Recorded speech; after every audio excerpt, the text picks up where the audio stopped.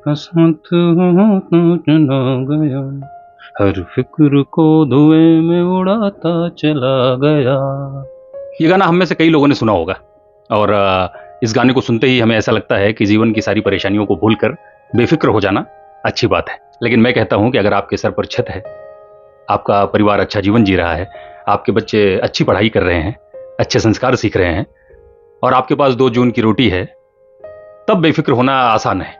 और अगर ये सब आपके पास नहीं है और आप बेफिक्र हो रहे हैं, इसका मतलब है कहीं ना कहीं आप गलती कर रहे हैं। मेरी माताश्री एक कहानी सुनाती थी और वही कहानी आज मैं आप सबको सुनाने वाला हूं और यह बताने वाला हूं कि बेफिक्री, बिंदास कब रहा जाता है और कब नहीं रहा जाता है। तो एक बड़े धनी किसान थे और जब उनकी अंतिम सांसें चल रही थी तो अपने पुत्र को उन्होंने बुलाया और कहा कि 2 पंक्तियां ऐसी बता रहा हूं जिसे अगर जीवन में अपनाया तो तुम भी हमेशा धनाढ्य रहोगे, फलो फूलोगे, संपत्ति अपार होगी। तो बच्चे ने पूछा ऐसी कौन सी बात है? तो बुजुर्ग पिता ने कहा कि छांव में जाना और छांव में आना, भरपेट खाना खाना और अच्छी नींद लेना। इतना कहते ही पिता की सांसें रुक गई।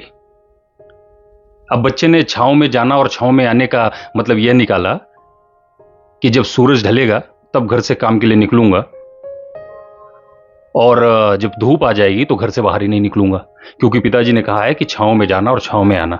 ऐसा करते करते कई दिन बीते, पिता की जमा की हुई धन और पूंजी खत्म होने लगी और इसी परेशानी में एक नदी के किनारे बैठा हुआ था एक बुजुर्ग आया और पूछा, बालक इतना परेशान क्यों हो?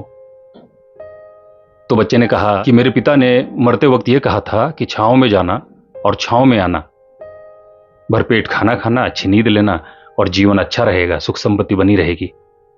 तो बुजुर्ग ने समझाया कि पिता ने कहा था कि सूरज उगने से पहले छांव में काम के लिए चले जाना और सूरज डूबने के बाद अपने खेतों में काम करते रहना और छांव में आना जब सूरज डूब जाए,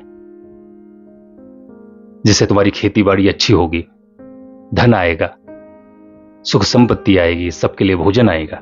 और तुमने छांव में आने जाने का अर्थ यह निकाला कि सूरज डूब जाने के बाद घर से निकलूंगा। दिन भर तुम्हारे इंतजार में तुम्हारी फसलें बिना पानी के सूख गई और तुम घर पे बैठे संपत्ति आने का इंतजार कर रहे थे। इसलिए जब बड़े बुजुर्ग कुछ बताएं तो उसको ध्यान से सुनिए, उसको समझिए कि बड़े बुजुर्ग के कहे हुए 2 वाक्यों का क्या अर्थ है, वरना अर्थ का अनर्थ हो सकता है। इसलिए गाना जब मैं सुन रहा था कि मैं जिंदगी का साथ निभाता चला गया, हर फिक्र को धुएं में उड़ाता चला गया, तो इस फिक्र को बेफिक्री में बदलने के लिए पहले कष्ट करें। जब आपको लगे कि आप उस स्तर पर आ चुके हैं कि जहां पर आप बेफिक्र हो सकते हैं, रिलैक्स हो सकते हैं, शांत हो सकते हैं, तब शांत होइए, तब रिलैक्स होइए। आप सबका जीवन मेरा आराध्य भगवान श्री राम सुखी बनाए, आप सबके अपने सुखी रहें। आप सबका धन्यवाद।